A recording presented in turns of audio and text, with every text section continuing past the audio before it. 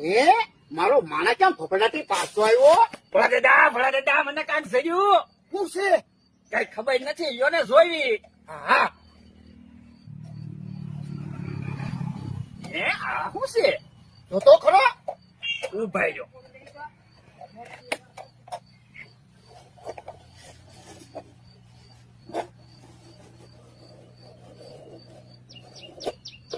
હે આ તો લાગણી ફિલ્મ નું પોસ્ટર છે. હું હા એ ભલા દાદા 17 તારીખે લાગણી ફિલ્મ ટોકીઝ માં આવે છે, તો આપણે જોવા જવું છે.